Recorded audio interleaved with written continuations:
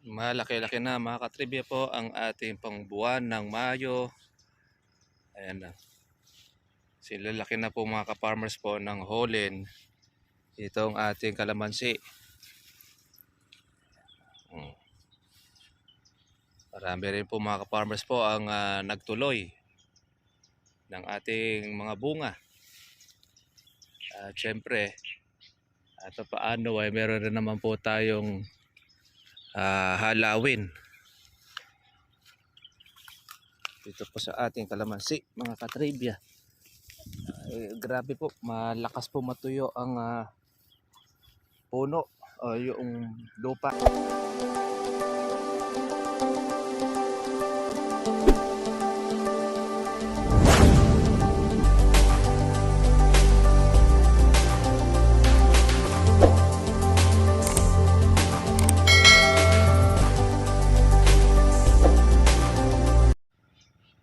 Malaki-laki na mga katribya po ang ating pangbuwan ng Mayo.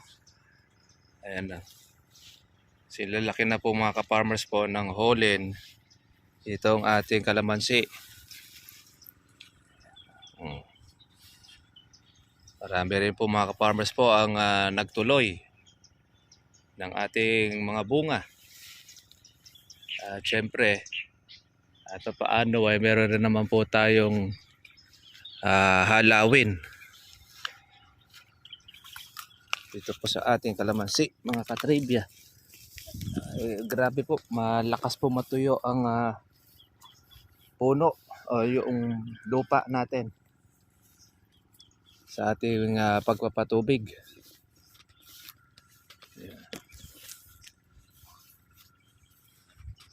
Ay magandang balita mga katribya. Patuloy pong umaangat ang presyo ng ating kalamansi sa bilihan sa merkado. Talagang wala pong makuha. Marami na naman po ngayon. Krisis sa paghanap po ngayon ng mga bunga mga katribya. Eto, kalamansi natin ay bulaklak pa rin po ngayon ng bulaklak. Dito po sa area na ito ay nung matubigan ay sumusulpot na naman po mga ka-farmers po ang ating bulaklak. Ito, bunga po ito mga katribya po ng ating power spray. Kaya marami po tayong nakikitang magandang bunga at saka mga bilog. Kaya masusulit po mga ka-farmers itong alaga.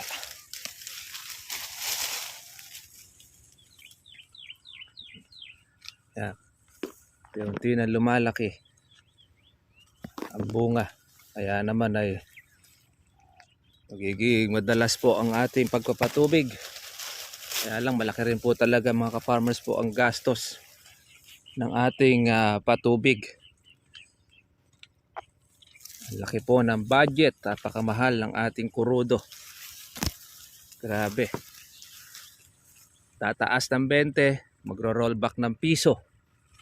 Ayan, ano pa po mga katribya po ang matitira po sa ating bulsa.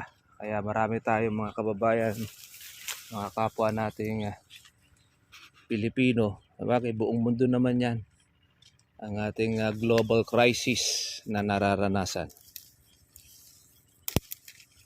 Ito ang ating bunga ng ating sapong farm, kung saan ay alaga ng ating kasama, katuwang. Malaki-laki rin po mga ka-farmers po ang ating ginastos, lalo na sa konsumo natin sa ating gamot.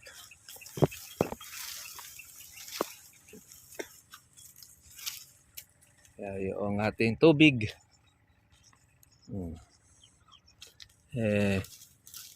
marami talaga tayong kukonsumo pa.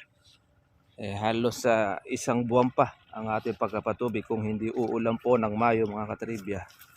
Marami pa po tayong gagastusin dito po sa ating kalamansian.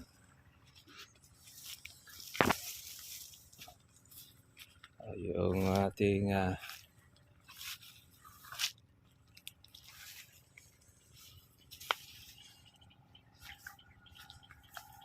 Mga naunang nag-alaga, mauuna pong pumitas ng kanyang bunga. Tayo medyo madidelay po ng konti. Rinawa sana ay marami tayong makuha.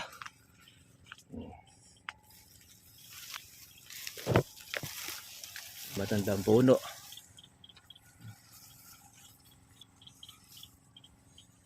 Kaya marami pa pong magbunga ang ating kalamansi. Shoutout natin yung ating basher na wala raw bunga ang ating kalamansi. Kaya kayo na po mga ka-farmers po ang makapagsasabi. Ang bunga ng ating kalamansi ay wala.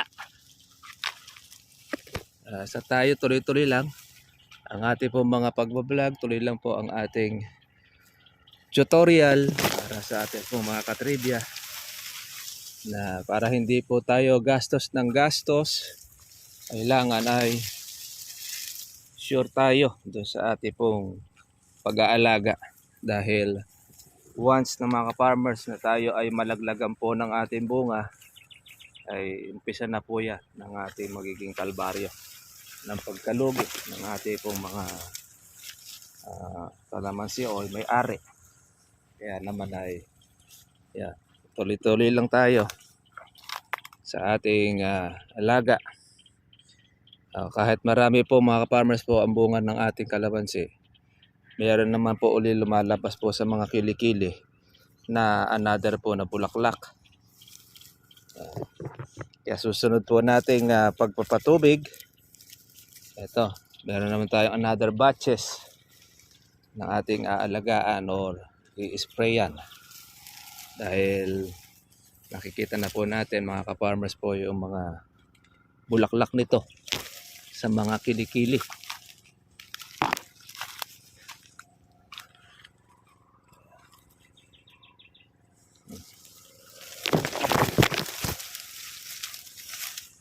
Sana naman ay wag po masyadong bumaba po ang presyo ng kalamansi natin para makabawi po ang ating mga farmers sa pag-aalaga. Dahil alam natin, hindi po basta-basta ang makapag-alaga ngayon. Malaki ang maintenance, mahal ang maintenance natin. Kaya naman nag-iiyakan ang ating mga katribya sa matataas na mga presyo ng ating petrolyo. Natanggal natin po yung ating kahoy. Ayan. Dito natin mga ka-farmers magagamit ang kahoy sa probinsya. Pakamahal po ng LPG ngayon sa 1.5. 1.5 ang presyo, at yan ay tataas pa.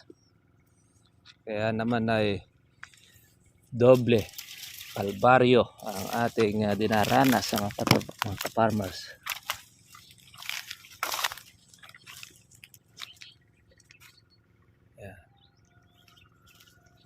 Malaki-laki na ito ang ating mga bunga, ating gahole na pang Mayo. Mga agis ng Mayo, mapipitas na po natin ito mga ka-farmers.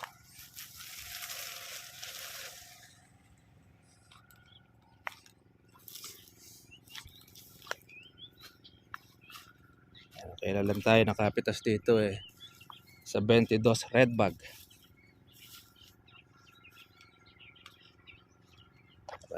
Nakakahalaw-halaw po tayo ng mga ilang red bag para naman po sa pangtustos itong ating alaga,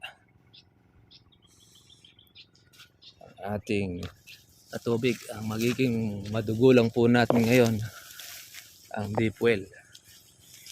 Yan po yung ginagamitan po natin mga katribya. Isa lang po yung dinamo na pa pwede natin makuha doon sa malapit sa bahay na nanay. doon tayo nakakakuha na dinamo. Nakakuha na po natin itong baging ng ating kalamansi.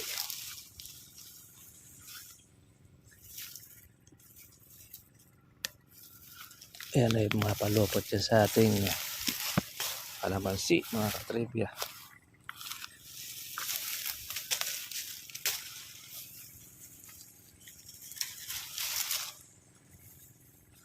Ayan na. Kalaylay na po ang mga bunga ng ating kalamansi, mga farmers.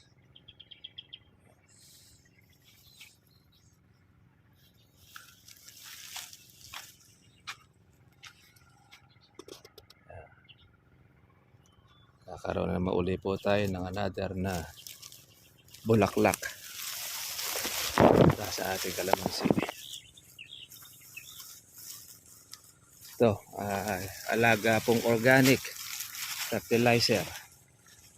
Ayan po, sumusuporta sa atin dito, mga katribya, po yung pataba ni Sir Marvin.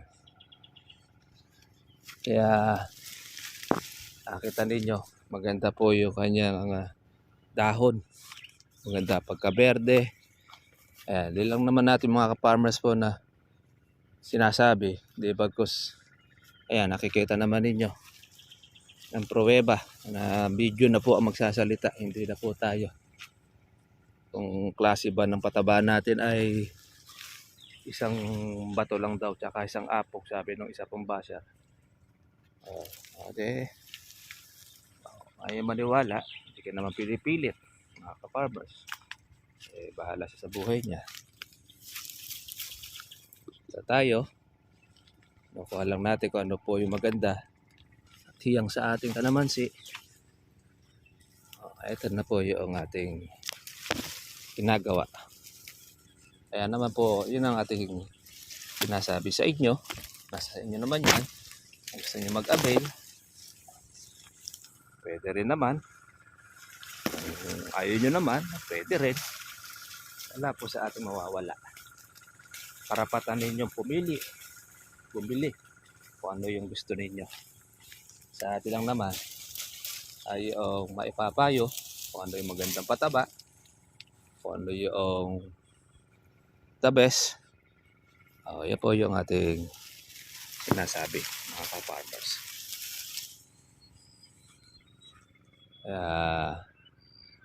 Tuloy-tuloy lang ang ating pag-aalaga at meron po tayo magandang kahihinatnan, mga katribya.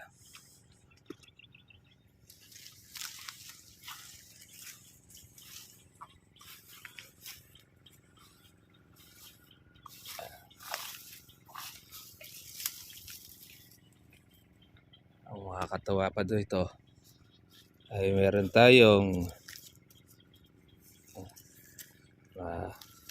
kumukuha rin ng mga ka-farmers po yung harabas yung harabas, mga ka-farmers, kahit malalaki na, sinusundot pa inuuod. Kaya talaga tayo kumisan ay nag-i-spray ng ating insecticide dahil hindi po biro ang ating kalaban, mga katribya.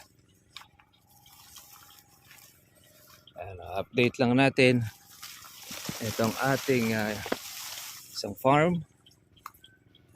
Marami rin po ang bunga na naharvestan na po natin ito at nakakuha tayo na medyo maganda-ganda po ang naging presyo itong ating kalamansi. Kaya lang, syempre yun pong napitas natin ito, siya rin natin ginagamit din sa pag-aalaga po sa kanya at sa pambili po ng ating pataba. Nag-imbak na tayo ng ating pong abono para sa susunod po natin na tagulan, pagsasabog ng abono. Ngayon na ito, ilalagyan din natin ito para tustos, pampalaki ng bunga ng ating kalamansi, mga katribya.